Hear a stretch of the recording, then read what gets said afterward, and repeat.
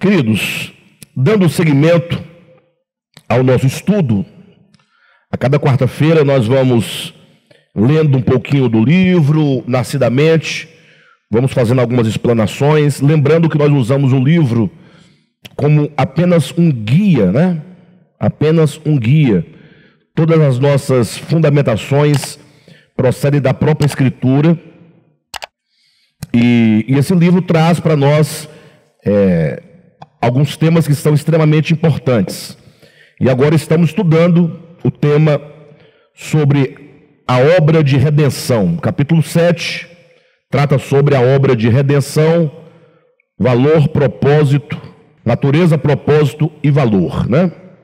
Bem, na semana passada nós praticamente não lemos nada do livro, porque nós estávamos lançando um princípio hermenêutico, né?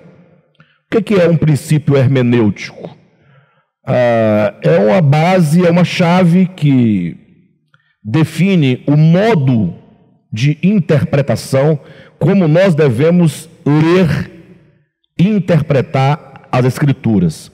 Se os irmãos observarem, com certeza já observaram, mas se os irmãos atentarem para o fato de que o cristianismo, ele é formado por inúmeras, centenas e milhares de grupos denominacionais. Essas centenas de milhares de grupos denominacionais estão, na sua maioria, agrupados, né, em grupos de linhas teológicas diferentes, né? Então, tem uma linha reformada, tem uma linha pentecostal, tem a linha teológica católica, tem uma linha teológica adventista, tem uma linha teológica Testemunha de Jeová, embora a maioria dos cristãos não considera o Testemunho de Jeová como cristãos, mas isso é uma bobagem, né? É apenas uma linha teológica, se é equivocado ou não. Se for entrar no mérito do equívoco, aí complica tudo. Então, vamos deixar isso quieto. Quero que vocês atentem apenas para esse fato, para esse fenômeno. Os cristãos possuem linhas de compreensão diferentes das Escrituras. Isso por quê? Porque eles partem de premissas hermenêuticas diferentes umas das outras. Todos procuram fundamentar a sua teologia dentro da Bíblia. Então, se você conversar com um reformado, ele vai dizer que é preciso ler a Bíblia dentro dos seus textos, contextos, e etc. Tal, e ele vai te levar a uma conclusão de pensamento. Se você conversar com um pentecostal, ele vai dizer a mesma coisa, né? Embora cheguem ambos a destinos diferentes e compreensões diferentes no âmbito do conceito teológico, do conceito de verdade. Bem, diante dessa confusão, nós precisamos de estabelecer um lugar seguro de leitura e interpretação da Bíblia, e por isso, na semana passada, nós definimos aqui, quem não assistiu é bom que assista, uma mensagem muito maravilhosa. Nós definimos, a partir, inclusive, da própria Escritura, que a única chave hermenêutica segura de interpretação da própria Bíblia é a verdade. Ou seja, você tem que ler a Escritura e compará-la com a verdade. O grande problema, neste momento, é que alguém, ao ouvir isso, fala assim: olha, mas a Bíblia não é a verdade? Como é que eu vou ler a Bíblia comparando com a verdade se a Bíblia é a própria verdade? Bem, daí basta você abrir a sua Bíblia em João, no capítulo 1, né? Eu vou ler com vocês, para que isso fique claro e estabelecido. Capítulo 1 do Evangelho de João, e você ler aqui, portanto, nos versículos 17 e 18.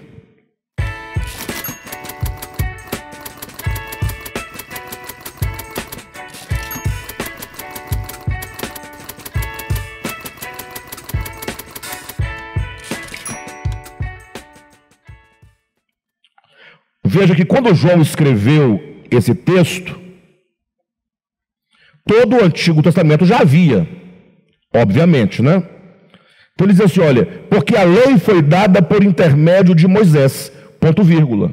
Então, isso é uma assertiva, isso é uma declaração.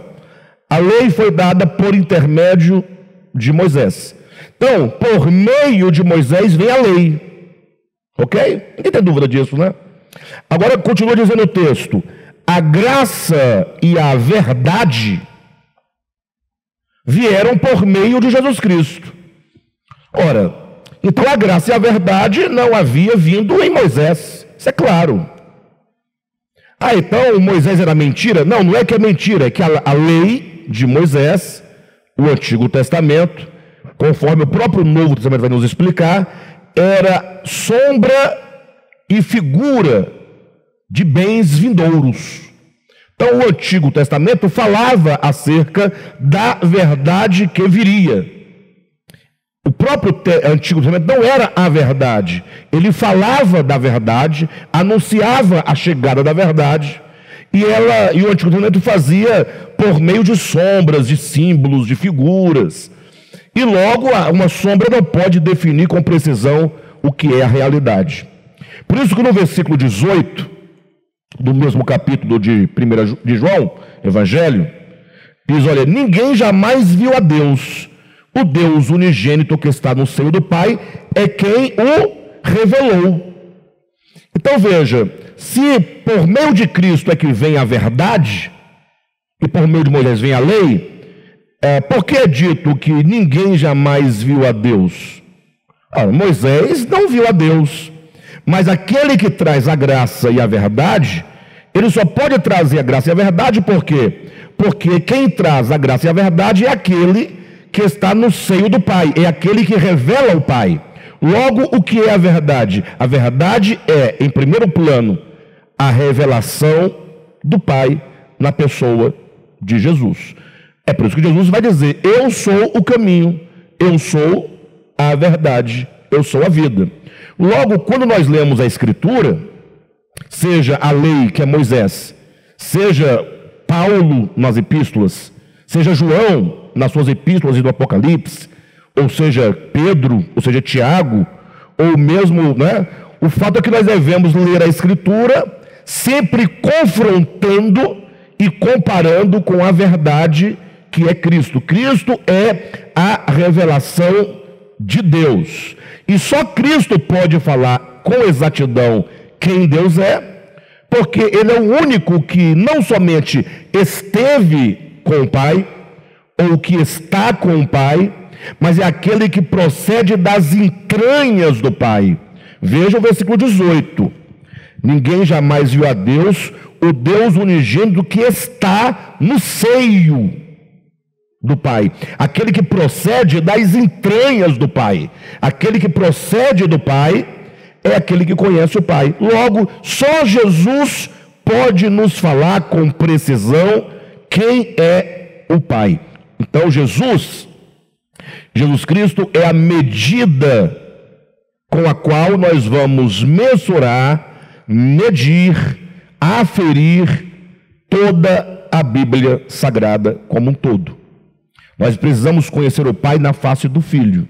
Então qualquer texto da Bíblia que supostamente nos leve à compreensão diferente, se a nossa leitura ou a nossa interpretação da Bíblia nos leve a uma compreensão diferente daquilo que se vê na face de Jesus, então a sua leitura e a sua interpretação está equivocada. Você vai ter que ajustar a sua interpretação à pessoa de Jesus. É lógico que quando alguém ouvir eu dizer, você terá que ajustar, eles vão dar um pulo, né? Não tem que ajustar nada, o que está dito, está dito. Aí é por isso que você está na confusão em que você se encontra. É por isso que no cristianismo, imagine só se todos os não cristãos, do ponto de vista histórico, cristianismo, os não cristãos dizem assim: olha, mostre-me ou mostre-nos o Jesus de vocês. Quem é que iria apresentar Jesus para eles? O Edir Macedo? O Soares? O Malafaia, o Francisco, Calvino, Armínio. E tem um problema porque, conversa entre vocês aí, definam Quem é o Jesus que vocês servem? E nos apresente. Não teria como apresentar um só Jesus. Teria vários Jesuses. Vários. Alguém fica espantado, mas não tem vários, só tem um. Não, é verdade que só tem um. Mas existem vários nas mentes, nos conceitos, nas dogmáticas, nas teologias. São muitos, por quê? Porque não é o mesmo. Eu vi recentemente um post interessante. Deixa eu ver se eu me lembro, né? Parece que colocaram...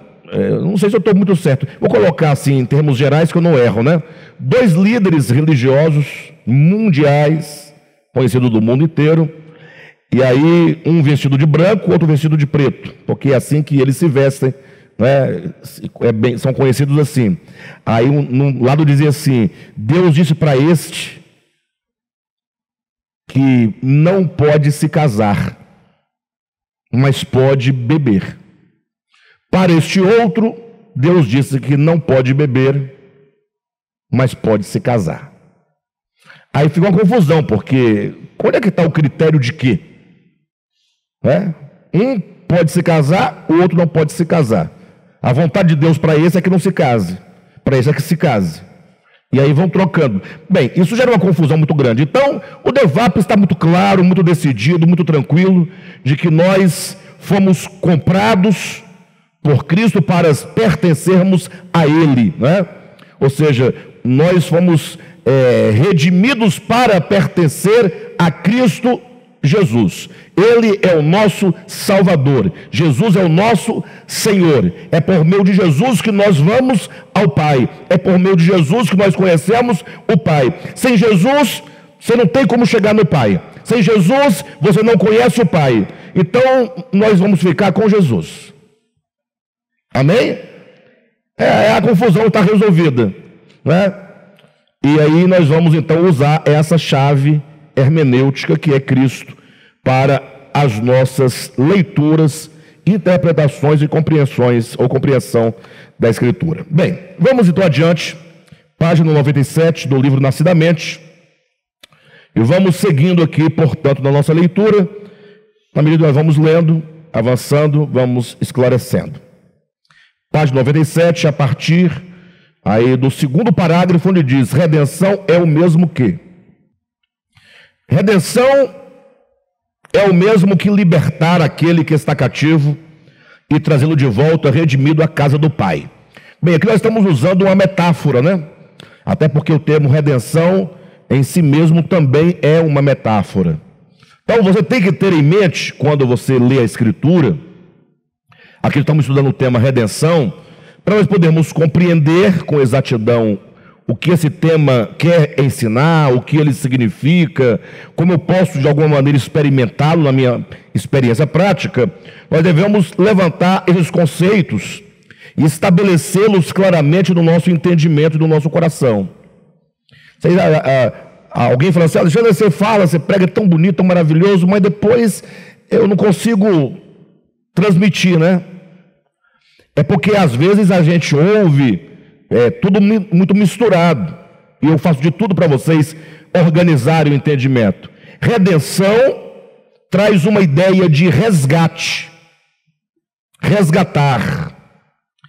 Resgatar traz uma ideia de alguém que foi levado, alguém que foi sequestrado, alguém que está sob um poder e um domínio de outro. Então esse é o primeiro ponto. Para você entender a redenção de Cristo, entenda que de alguma maneira esse homem a quem o Senhor vem redimir, ele está perdido, ele está sequestrado, ele está sob o poder de um outro. E isso é claro na Escritura. Por exemplo, quando nós lemos, digamos, nas próprias palavras de Jesus, né? Ele fala que ele veio, né, entrar na casa do valente para poder saquear os seus bens.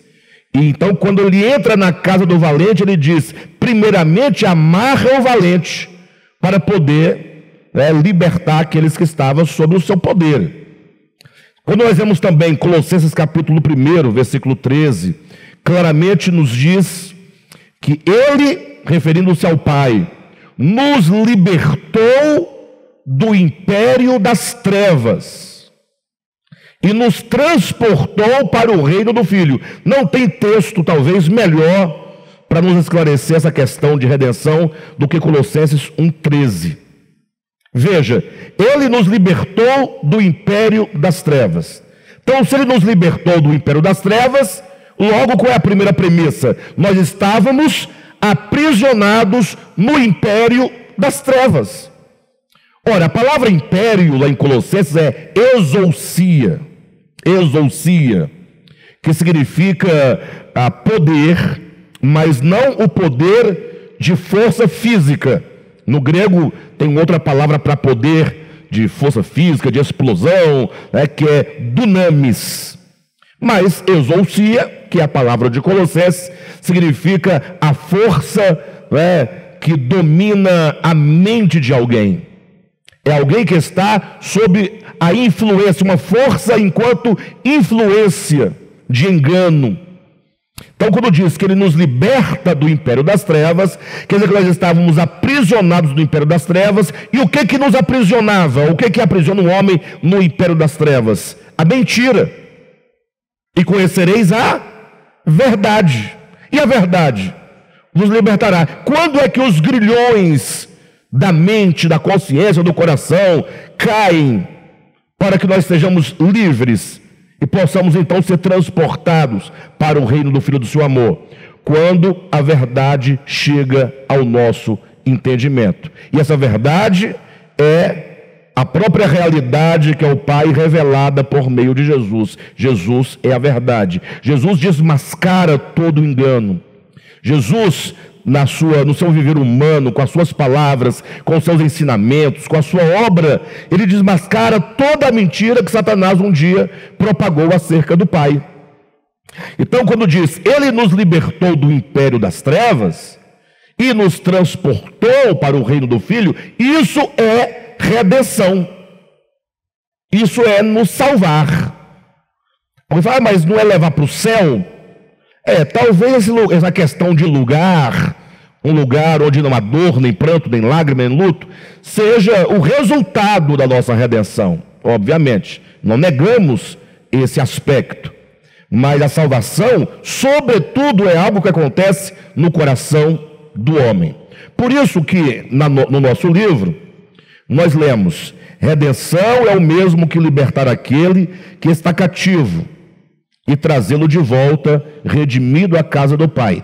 Para que essa redenção aconteça, para que essa libertação desse cativeiro aconteça, era necessário reverter o processo do pecado organicamente no coração do homem, gerando nele disposição contrária a que o levou à sua desintegração de Deus e à sua criação.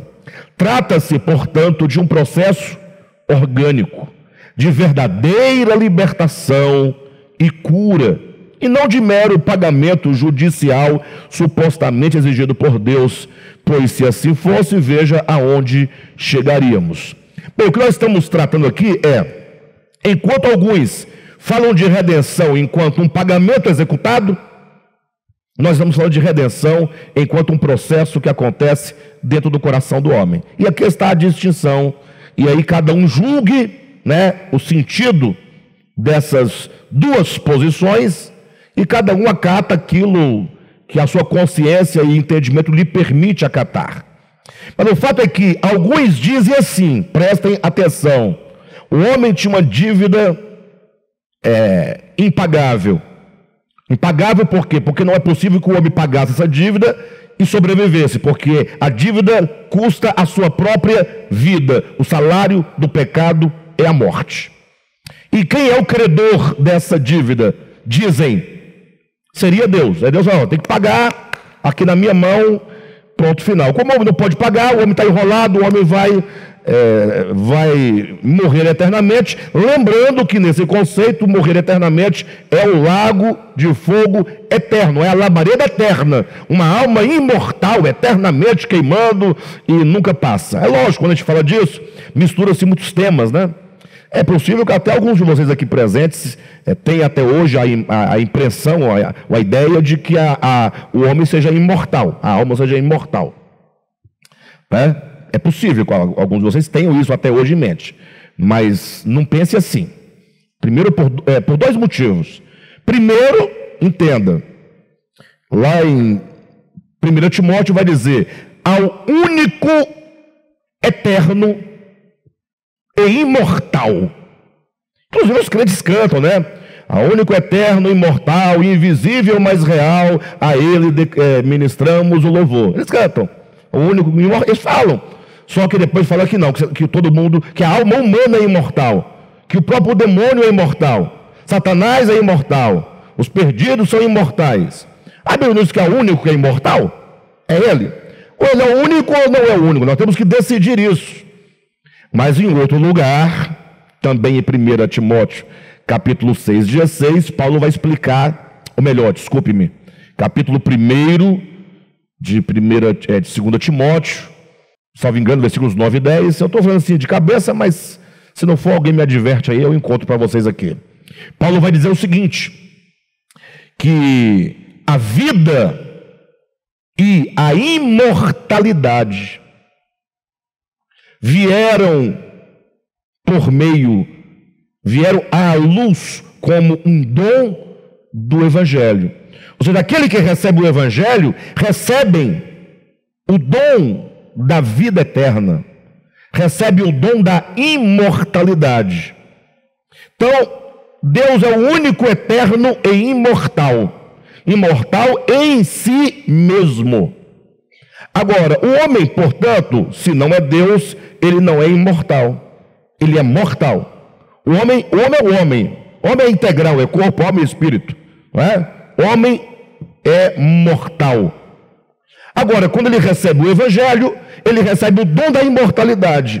Só que não é imortalidade em si mesmo, é uma imortalidade nele. Deus é o único imortal em si mesmo. Quem crê no Evangelho recebe a imortalidade enquanto um dom em Cristo.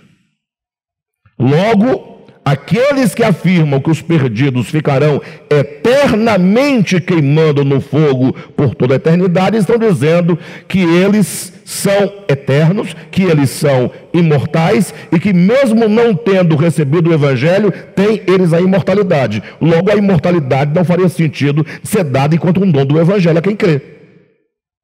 Dá para entender? Mas a ideia, onde eu quero chegar é, Deus então entra com a pseudo-solução. Por que pseudo-solução? Uma falsa solução. Porque ele diz, bem, eu tenho como perdoar o homem da sua dívida. Eu vou perdoá-lo. Posso até perdoá-lo, mas com uma condição. Assim diz a teologia convencional. Qual a condição? Alguém tem que pagar. Nós temos que ter coragem de falar isso claramente, porque quem prega isso não tem coragem de falar isso claramente. Eles não falam, eles vão criar um arranjo, né? Vão criar uma retórica. Sabe que a retórica não tem exatamente compromisso com a verdade. A retórica é a arte de uma comunicação persuasiva. Então, eu quero persuadir você para pensar deste modo, eu crio, portanto, uma retórica. Aí a verdade, não, isso não interessa. O final da retórica, o objetivo final é a persuasão. Se eu conseguir te convencer, eu tenho uma boa retórica, ponto. Aí é verdade? Pode até ser, mas também pode não ser, mas não entra no mérito. Então eles vão falar, não é bem assim e tal. Não, é bem assim sim. Deus perdoa o homem, segundo essa linha de pensamento, sem que receba o pagamento da dívida, segundo essa linha de pensamento.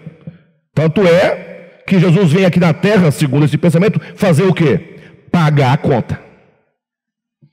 Os golpes, a pancada, o beliscão, tudo que é sobre Jesus, segundo essa linha teológica, era o pagamento. Na verdade, aqueles golpes eram na sua cabeça, na minha cabeça, na nossa cabeça, mas tacaram em Jesus para você não sofrer. Então ele já pagou, está pago. Deus agora está satisfeito com o pagamento. Qual o pagamento? Ver o seu filho, né, lá sendo moído, né? sendo machucado. Quanto mais pancada, mais o pai ficava, ai, mais um pouquinho de pancada para eu poder ficar mais aliviado da minha ira. Bem, esse é o pensamento tradicional. Nós falamos, não, redenção não é isso.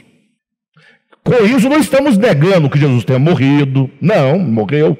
Não negamos que ele morreu por nós, morreu por nossa causa, morreu por causa dos nossos pecados, está tudo certo. Só queremos apenas demonstrar que redenção é uma obra que Deus realiza dentro do homem, é libertá-lo das cadeias. Redenção é processo inverso da queda. Se para o homem chegar ao estágio em que ele chegou, de condição pecaminosa, ele teve que passar por um processo, né, de afastamento de Deus, enchendo-se a si mesmo das mentiras de Satanás, a redenção é o contrário, é o esvaziamento, é uma nova mentalidade, é um novo coração, é um novo espírito. É tudo que está escrito na Bíblia, novo nascimento. Eu vos darei um coração de carne ao invés do de pedra, darei um espírito novo, não é? Escreverei no coração as minhas leis. O Senhor nos amou quando nós éramos inimigos, Ele nos fez seus amigos. O ministério da reconciliação, palavra da reconciliação, é aquilo que Deus opera dentro do homem, e somente um homem liberto interiormente de todas as mentiras de Satanás é que pode se dizer salvo. Logo, nós estamos ainda em processo de salvação. Ok, pessoal? Bem, mas a questão que o livro nos traz veja bem no finalzinho desse parágrafo que estávamos lendo. Trata-se, portanto, de um processo orgânico de verdadeira libertação e cura, e não de mero pagamento judicial supostamente exigido por Deus.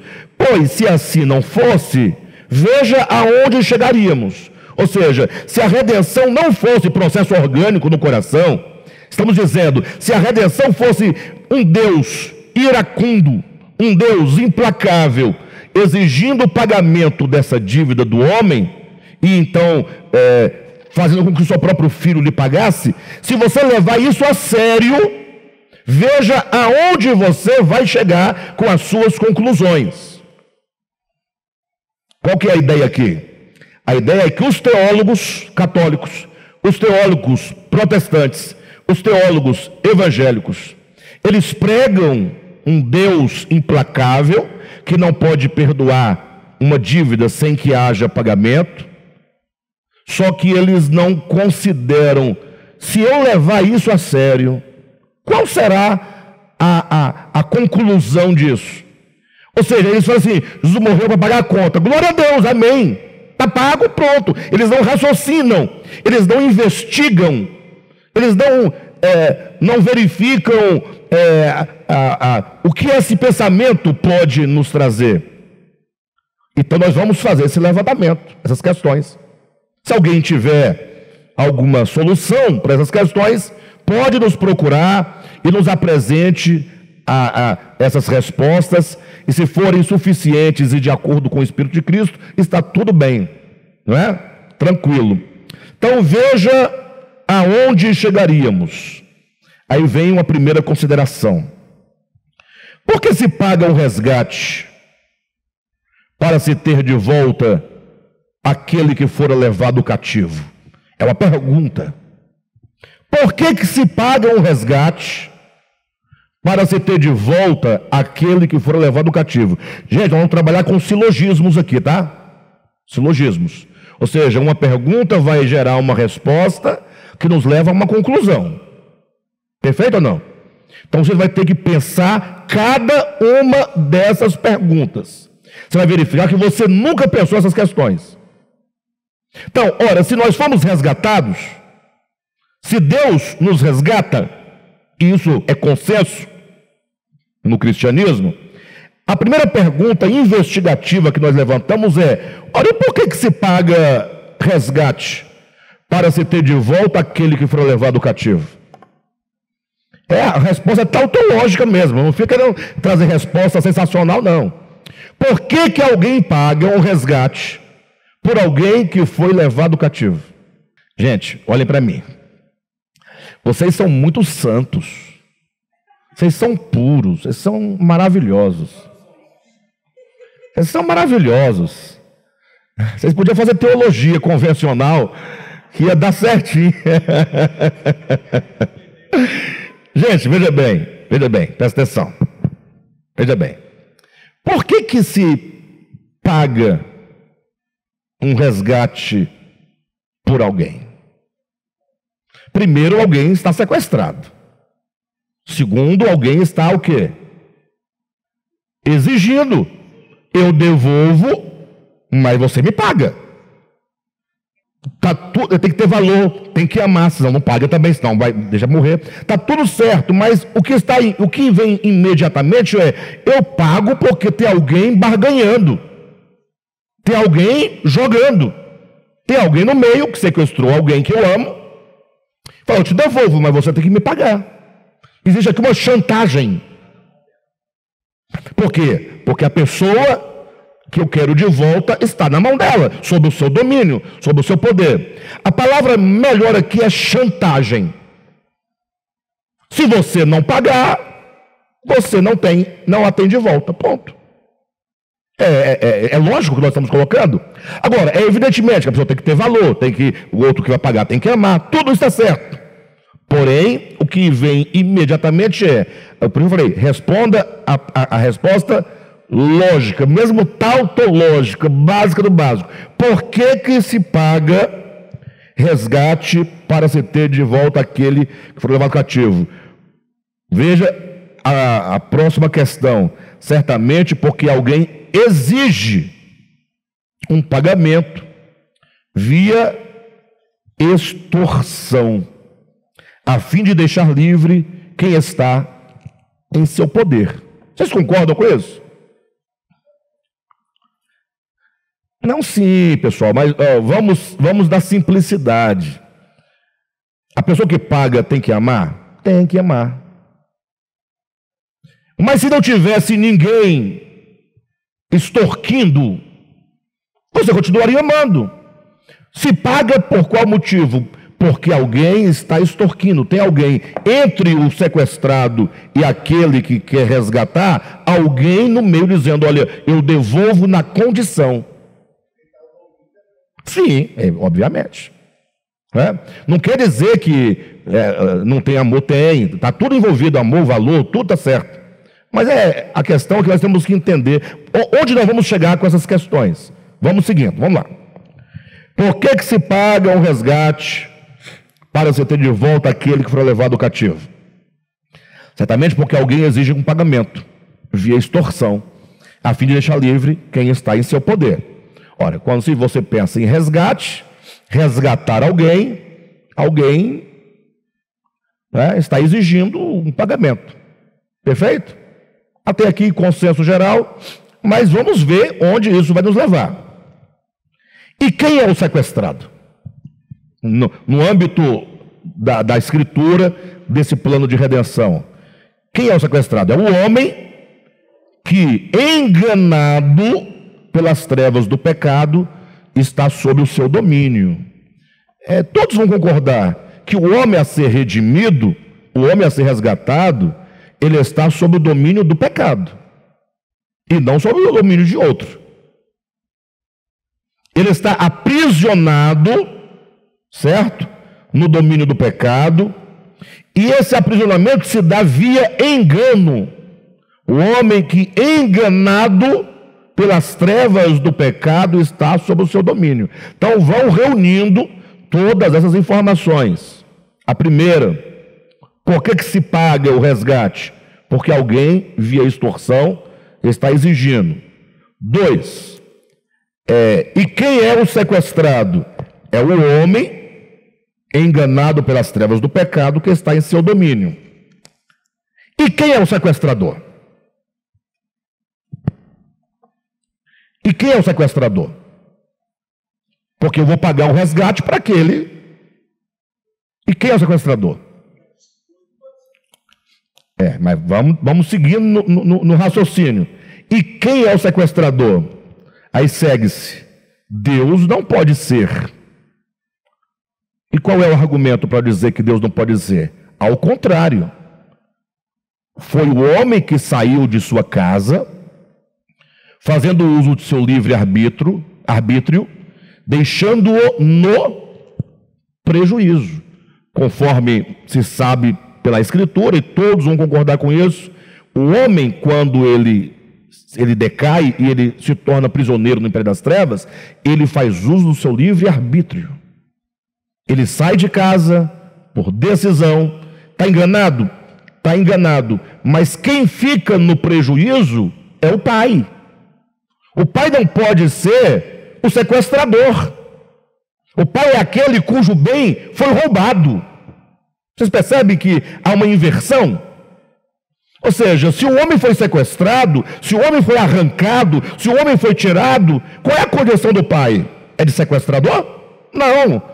Ele é, entre aspas, a vítima da história. Ele é o que sofre o prejuízo. Ele é que tem o seu bem tomado, arrancado, levado. Seguindo aí nas perguntas, nós temos: qual o preço exigido pelo resgate do homem? Seria a morte física de Jesus? E quem é esse que exige tamanha crueldade contra um justo como forma de pagamento pelo resgate do pecador?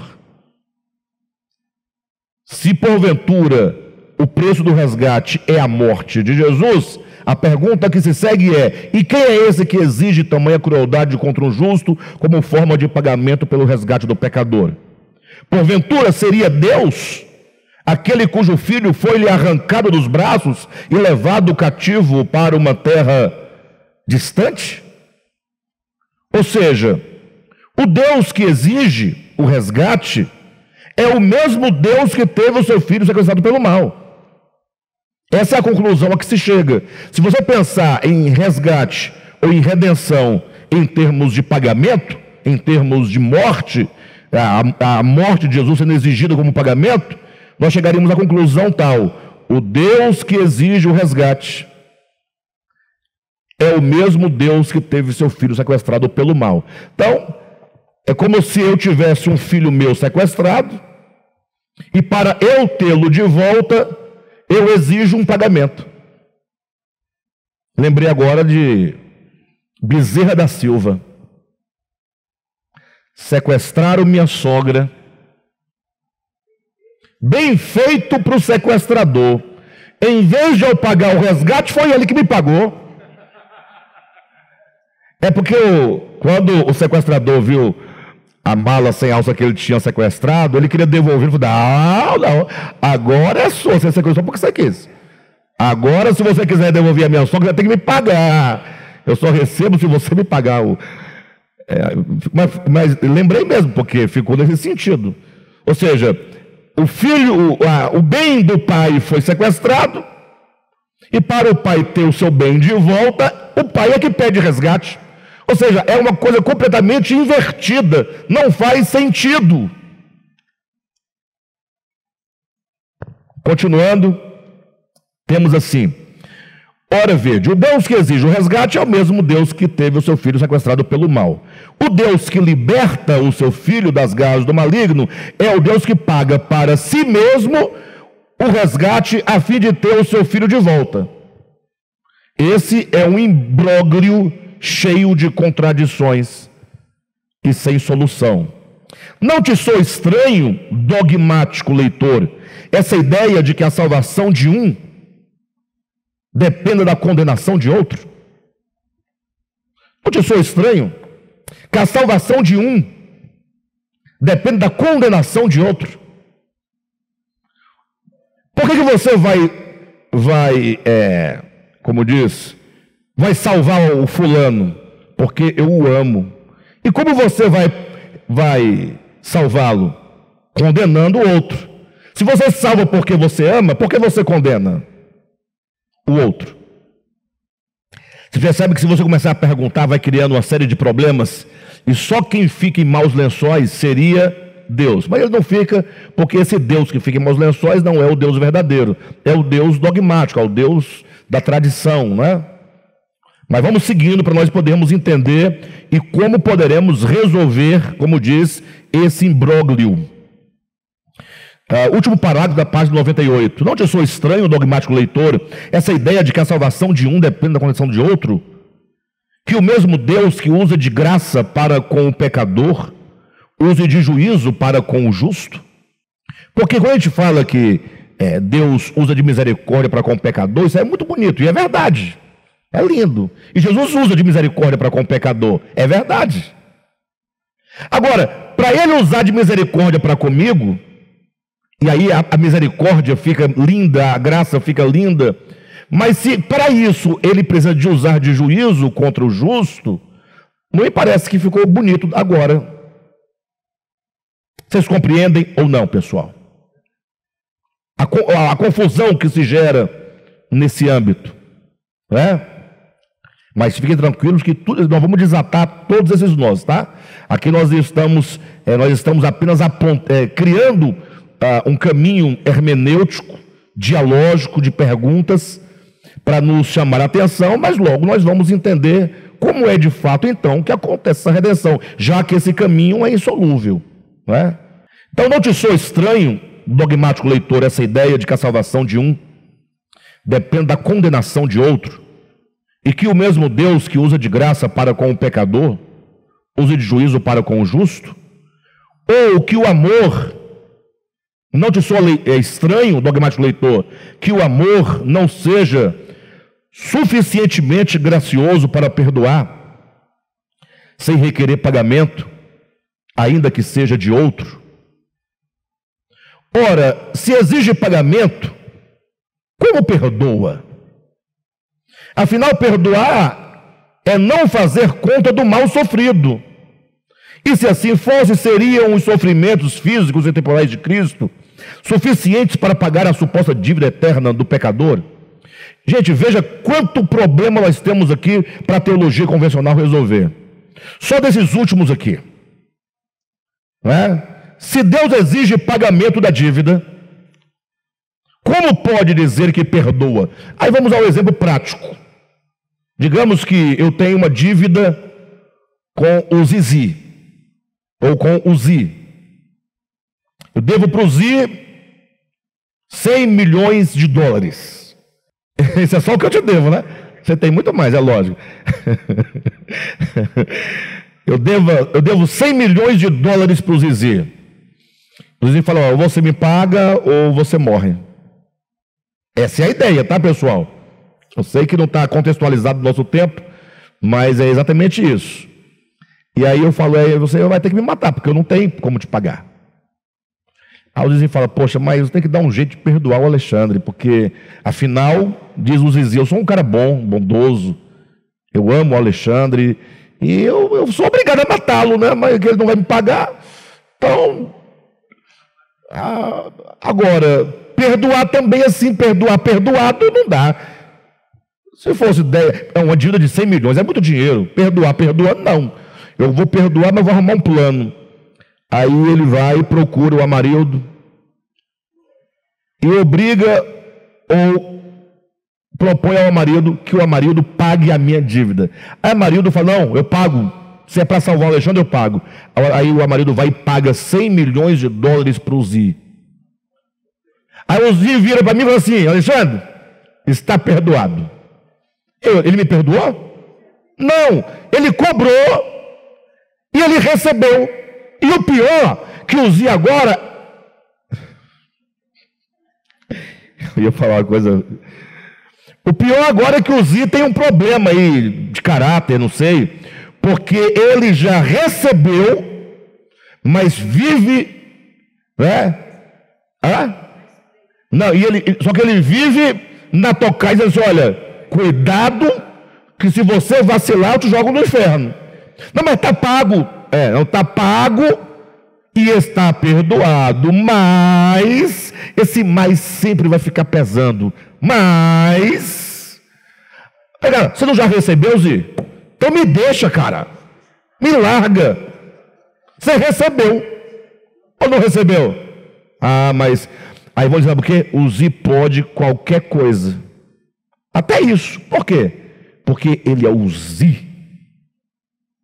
Pronto, o Zi, ainda que seja injusto, ainda que seja malandro, é o Zi, poxa. Então, quem há de falar contra o Zi? Aí o crente, coitado, falou, não, tá bom, vou ficar aqui quietinho, porque não. O Zi não é Deus. Esse que faz isso não é Deus. Logo, eu não tenho nenhum problema. E quem é Deus? Deus é o Deus revelado na pessoa de Jesus. Bem, então veja, ora, se exige pagamento, como perdoa? É uma pergunta. Outra pergunta, e se assim fosse? Digamos que, tudo bem, vamos considerar, né? Vamos considerar que é assim mesmo, que o pagamento Deus exigiu, tá? Vamos para outra etapa. E se assim fosse, a pergunta é, seriam os sofrimentos físicos e temporais de Cristo, aqui seria melhor Jesus, né? Suficientes para pagar a suposta dívida eterna do pecador? Aí é aquela grande questão. Que tipo de morte Jesus sofreu na cruz? Morte eterna ou morte física? Que tipo de morte é a morte do pecador? Eterna. Segundo eles, a morte eterna é queimar eternamente no lago de fogo. Ora, se Jesus veio pagar essa conta, não deveria ele estar então eternamente queimando para que a dívida estivesse paga? A pergunta é: a morte física paga a morte eterna? Não faz sentido algum. Eu já disse aqui outra vez, e vou tornar a dizer, que ninguém pensou nisso antes, mas teve um que pensou. Se alguém pensou, né? Mas teve um que pensou e levou a sério o pensamento, falou, a morte de Jesus física não pode pagar, não. A morte eterna do pecador é o lago de fogo, né? O lago de fogo. Então Jesus morreu, não paga, não paga. Esse camarada chamava-se Kennedy Reagan. Kennedy Reagan, grande televangelista da década de, salvo engano, 80. E então ele teve um insight. Ele falou, quando Jesus morreu na cruz, para onde ele foi? Ele foi para o inferno. E durante os 3 dias e 3 noites em que ele esteve no inferno, ele ficou debaixo do garfo do Satanás, dentro do tacho de fogo com enxofre. Logo, isso é conversa de Kennedy Reagan. Logo, ele foi para o fogo, então ele pagou. Então, ele equalizou. O problema é que o próprio Kennedy Reagan acreditava que a morte do pecador no lago de fogo era para todo sempre. Jesus saiu lá depois de 3 dias. Ainda assim, então, a conta não fecha. A conta não fecha. Muita gente fica assustado com essas conversas nossas aqui, mas o problema é que você nunca perguntou nada, você vai engolindo tudo. Até porque primeiro que crente não lê Bíblia. Vamos falar aqui, crente não lê Bíblia. Não. Primeiro que a maioria dos crentes nem Bíblia tem. Tem. Comprou, está lá na estante. Ou então ele leva para o culto e só lê a parte B do versículo tal, quando o pastor pede para abrir. A crente fica lendo em casa. Minha mãe lia, bichinha. Ela pintava os capítulos de uma cor, amarelinho, aí pintava o outro de vermelho, o outro versículo de rosa. Ela lia, não entendia nada, tadinha, mas não tem problema, ela lia. Então, os poucos cristãos que leem, dos poucos, a maioria não entende. O suposto conhecimento estaria na mão dos teólogos, que não fazem teologia séria, porque teologia séria é teologia comparativa. Sim ou não? Teologia comparativa. E se eu pego a Bíblia e estudo somente a Bíblia, eu faço teologia? E os outros livros de Deus também não é teologia? Ou teologia é só a que a igreja faz? Sabe o que a palavra teologia é? Uma palavra grega do filósofo Aristóteles, que não tem nada a ver com Bíblia. Bem, mas com tudo isso, a ideia é que quando você começa a perguntar, você começa a se deparar com situações como essas, né? Seriam os sofrimentos físicos temporais de Cristo suficientes para pagar a suposta dívida eterna do pecador? Não, certamente não, né? Não seria o caso para ser equitativo, de fazer morrer eternamente o inocente, o bode expiatório, para que o injusto vivesse eternamente? Pode a mera morte física servir de pagamento de uma dívida cujo valor equivaleria à morte eterna? A resposta é não. Diante de tão agudos questionamentos, salta desajeitado o teólogo, buscando equilibrar-se com voz firme e imperativa, tirando textos daqui e dali de dentro das Escrituras. Quantos são os textos apresentados, tantos são insuficientes para responder a tão grave denúncia, quando lidos e interpretados segundo o viés da teologia pragmática. Os adeptos da teologia pragmática, retratam o ser divino como um Deus monstruoso, sanguinário e contraditório, o qual, sendo incapaz de perdoar o pecador pelo poder de sua graça, exige sofrimentos físicos de um justo como forma de pagamento de um problema orgânico na dimensão da consciência humana.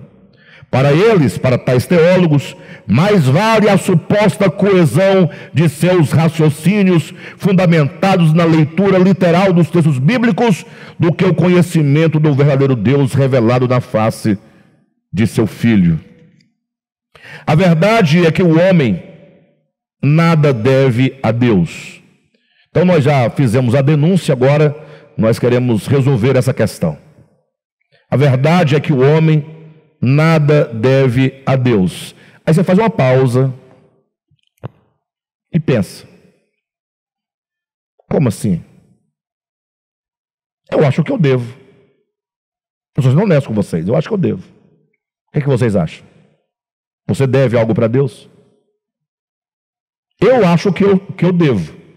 Ele é o Criador, eu sou criatura, eu devo louvor e adoração, e já lhe neguei muitas vezes isso, já o fiz por motivos egoístas muitas vezes, devo-lhe obediência e muitas vezes fui e ainda sou desobediente. Logo, eu acho que eu sou o devedor. Eu creio que eu sou o devedor. E ninguém vai tirar de mim a ideia de dívida que eu tenho. Porque, para mim é muito lógico. Só que nós estamos afirmando, aqui no nosso livro, que a verdade é que o homem nada deve a Deus. Não é? O que você acha? A sua vida está em plena harmonia com o Criador? Você nunca usurpou o Criador? Você nunca negou algo ao Criador que lhe é próprio?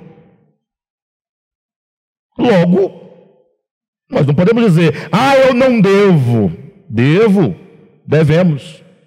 Mas quando eu falo que eu devo e que nós devemos, eu estou dentro de um raciocínio pragmático e lógico.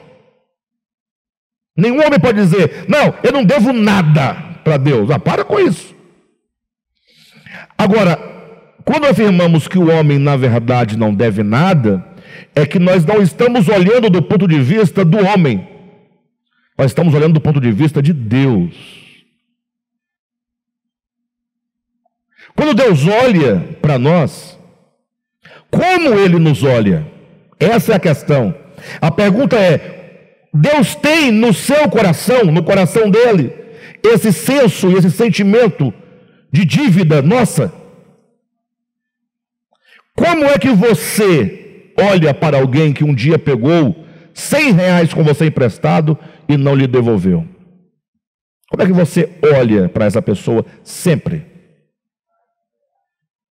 Veaco. Mas digamos que você já tenha perdoado. Não, tá bom, deixa para lá. Mas você sempre, quando olhar, lembra, né? O ser humano é assim, né? O ser humano é mesquinho, né? Como é que Deus nos vê? Pergunta difícil de responder, né? Nada, é facinho demais. Basta você imaginar o momento da morte de Jesus, em que ele morria, pelos nossos pecados e por causa dos nossos pecados. Mas um dos textos mais lindos da Bíblia, Deus, naquele momento, estava em Cristo. Como é que ele fazia? Porque o momento mais dramático da dívida do homem para com Deus, entenda isso, olhando do ponto de vista humano, da terra para o céu, eu acho que foi o momento da morte de Jesus, morte física. Por quê? Porque ali foi uma aberração, né? Ali eles estavam batendo, né? Machucando o próprio Criador ali encarnado. Como é que ele nos via? Como é que o Pai nos via naquele momento?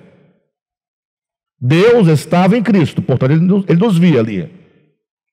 Fazendo o quê? Reconciliando consigo o mundo. Até aí todo mundo concorda. Reconciliando, trazendo de volta.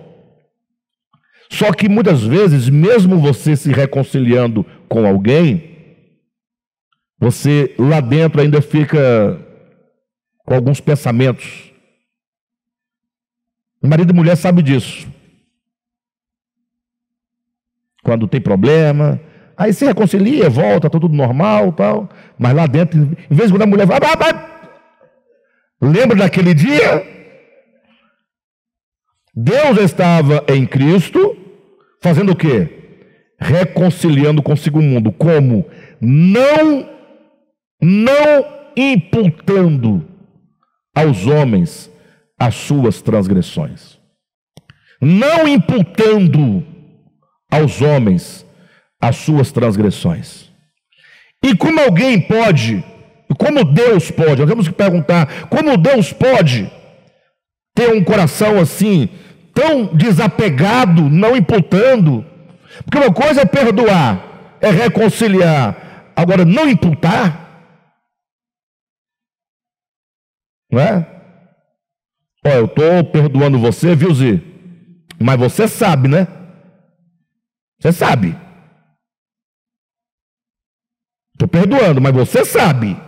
Ou não sabe? Não tem esse você sabe. Não imputando aos homens as transgressões. Sabe por que Deus faz assim e não poderia fazê-lo diferente? Porque Deus é amor. Só que nós não sabemos o que é o amor. Esse é o problema. Porque nós dizemos que amamos. E de fato nós amamos. Ninguém vai dizer que não ama. Só que é um amor muito precário. É um amor manco. Um amor, não é? Frágil. Amor mesquinho. O amor que Deus é amor, é o amor que nós desconhecemos e talvez só conheçamos de fato só no conceito. Quando Paulo fala, o amor não se ressente do mal. Ora, se o amor não se ressente do mal, e se Deus é amor, ele não pode estar ressentido. Como dizem que Deus estaria ressentido, machucado. Não, não está. E o amor não busca os seus próprios interesses. Logo, Deus não está cobrando dívida de ninguém. Então, do ponto de vista humano, nós devemos. Isso é lógico. Mas Deus não tem como ficar nessa mesquinharia, nesse jogo, nessa negociata. Deus é criador de tudo. Antes de tudo já sabia de como seria. Ele já tinha os seus meios. Para Deus está tudo certo, tudo consumado. E tem mais, e quando o homem é colocado nessa relação de dívida com Deus, um Deus que cobra, um Deus magoado, o homem que paga, o homem que vai, e aquele jogo todo, você está igualando Deus ao homem, no mesmo nível de mesquinharia. Deus é infinitamente grande. É possível alguém ficar com raiva de um cachorro, porque o cachorro lhe mordeu. Sim ou não? Mas dificilmente você ficaria com raiva de uma pulga, a pulga do cachorro. Percebe que quanto menor é o ser, menos você tem você tem a propensão de ficar com raiva? Sim ou não? Estão me entendendo ou não? Você às vezes fica doente, pega uma bactéria, você não gosta da doença, mas você não fica pensando na bactéria. Essa bactéria, se eu pudesse pegar ela. Não tem isso. Então, como Deus é infinitamente grande, o homem desaparece na frente dele. O homem é menos do que nada para Deus. Nada pode o homem fazer para ofender a Deus. Nada pode o homem fazer para se endividar com Deus. Repito, eu devo, mas não tem como Deus me olhar como um devedor. Não faz sentido.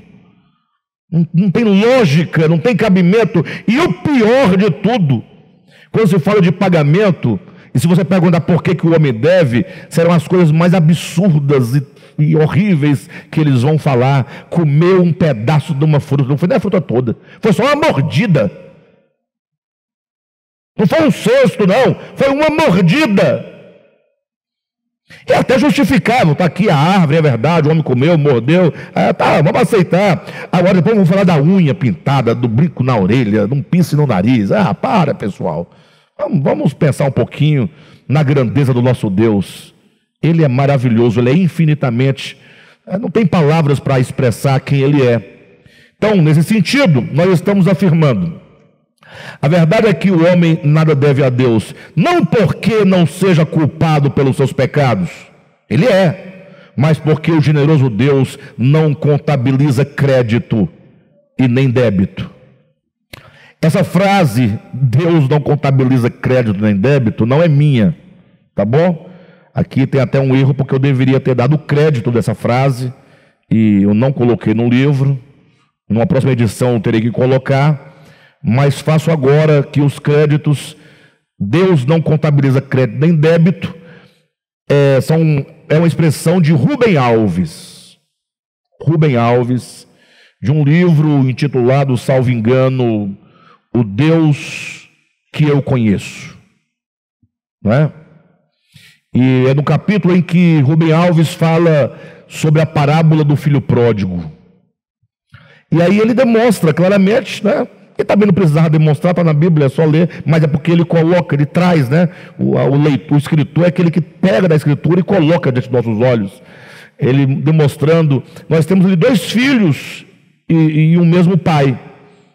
Só que nós temos um filho que deve, que é o filho pródigo, e temos um filho que merece, que é o filho mais velho que trabalha. É assim ou não é? Não são 2 filhos? O que você fala do filho pródigo? Devedor. Ele pegou, gastou o dinheiro. O que você fala do filho mais velho? Merecedor. O cara está trabalhando lá para o pai a vida inteira. Esse é o olhar da parábola.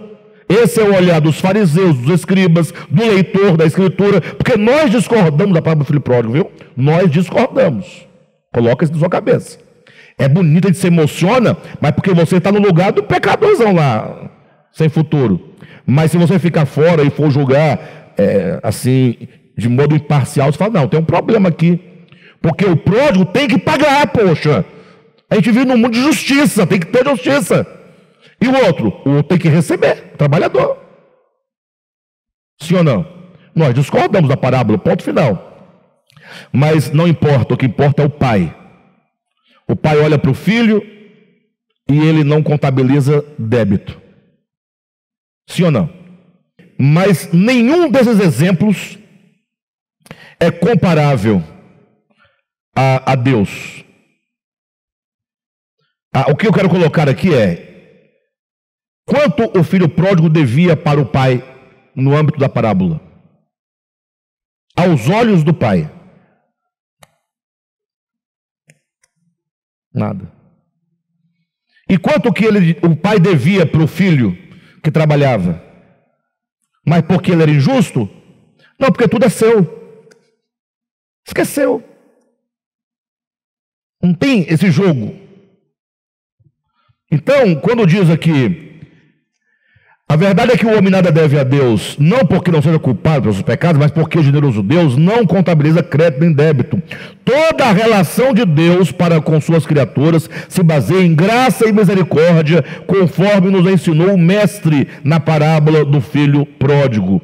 Um Deus que se ofende por falta recebida, a ponto de exigir reparação mediante sofrimentos alheios, é um Deus mesquinho, à semelhança dos deuses gregos sanguinários e caprichosos. Eu vou parar aqui. Vamos retomar na próxima semana a partir de O Preço Pago. Mas eu quero ainda comentar esse final, né? Um Deus que se ofende por uma falta recebida, a ponto de exigir reparação mediante sofrimento alheio, é um Deus mesquinho, à semelhança dos deuses gregos sanguinários e caprichosos. Bem, isso aqui é uma coisa muito difícil de um crente comum entender e aceitar, porque ele toma isso como pessoal. Mas o fato é que, se você estudar um pouquinho, se você ler um pouquinho a história dos gregos, dos povos antigos, não somente os gregos, né? Eu coloco os gregos porque talvez seja a antiguidade mais conhecida de nossa parte. Aí você vai ver que os deuses gregos, que não eram diferentes dos romanos, dos egípcios, dos deuses egípcios, dos deuses da Babilônia, eles eram deuses caprichosos. Se vocês começarem a ler, vocês vão perceber o quanto que a teologia cristã, ela é semelhante à teologia da Grécia Antiga, dos gregos antigos. Os deuses se assemelham, isso por uma razão muito simples, né? Porque eles personificam os deuses. Os deuses criados pelos gregos eram, na verdade, expressões dos próprios homens. Eles humanizavam os deuses, eles criavam os deuses como homens, e logo conferia aos deuses os seus próprios sentimentos. Deus iracundo, Deus nervoso, Deus violento, Deus caprichoso, Deus mentiroso, Deus que joga, Deus que exige, Deus que bebe sangue, Deus que come carne. Isso é cultura. E os hebreus não ficaram isentos de serem contaminados com esse espírito dos gregos, ou se não dos gregos, mas dos babilônicos, dos egípcios, dos assírios, dos persas, que também tinham seus deuses. Não é sem razão que, quando você lê o Antigo Testamento, você vai ver que existe um conflito ali de perspectivas. Pense comigo, se você ler Levítico capítulo 1, do capítulo 1 em diante, você vai ver Moisés dizendo: olha, Deus disse para quando alguém pecar fazer esse sacrifício, aquele sacrifício, e vai elencando uma série de sacrifícios. Está lá escrito, ele mandou, não está tudo certo. Você vai passando as páginas da Bíblia, vai lendo. Chega no Salmo 50, que também é Bíblia. O escritor do Salmo 50 fala assim: olha, Deus não bebe sangue nem come carne, logo ele não quer sacrifício. Opa, vem aqui, traz Moisés, traz o escritor do Salmo 50, resolve vocês dois aqui. Aí é possível, eu digo é possível, que o escritor de Levítico dissesse: não, ele está certo.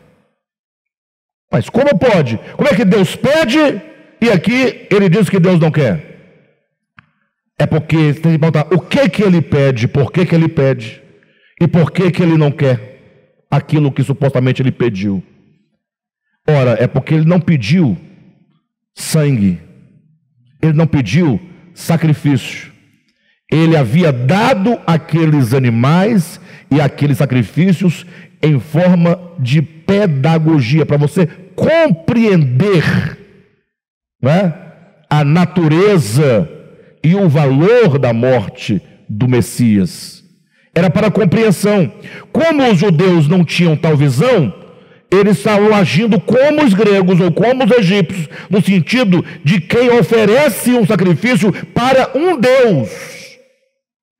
Então o problema não está no sacrifício, está em como eu olho para o sacrifício, como eu o interpreto e como eu manipulo segundo as intenções do meu entendimento. Então Jesus morreu por causa dos nossos pecados? Sim. Para nos conduzir a Deus? Sim. Para nos resgatar? Sim. Só que eu não estou dizendo que ele é um sacrifício enquanto pagamento para um Deus sanguinário que exige sangue para me perdoar. Essa é uma interpretação e uma compreensão pagã.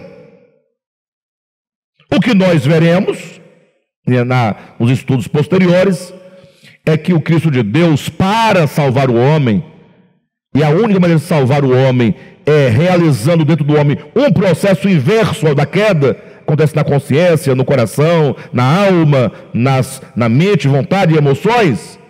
A única maneira é fazendo-se homem, entrando na humanidade, para, enquanto homem, construir dentro do homem, este homem Jesus, este caminho, este novo caminho, essa nova consciência, gerar na humanidade tal consciência. E ele o faz levando este homem a Deus, e ele fala, por isso que ele rasgou o véu, isto é a sua própria carne, e portanto todos podem voltar a Deus e entrar na presença de Deus sem nenhum medo. Só que para ele poder realizar toda essa trajetória de vestir-se da humanidade e levá-lo a Deus, ele sofreria a oposição das trevas. Então, a obra de redenção de Cristo, vestindo-se da humanidade, implica todos os sofrimentos que essa sua empreitada exigia, inclusive a morte na cruz do Calvário. Então, assim, o pai não estava dizendo, vai lá e me paga, que eu quero o pagar. Não. O pai, na verdade, estava satisfeito ao ver o filho no sofrimento, não por causa do sofrimento, mas ao ver tamanho amor no filho, de a despeito de todo o sofrimento, aceitar o sofrimento para salvar o homem. Ou seja, é uma compreensão totalmente oposta ao que se prega de um Deus iracundo, um Deus nervoso, um Deus etc. Tá bom? Mas nós vamos seguir falando disso na próxima semana.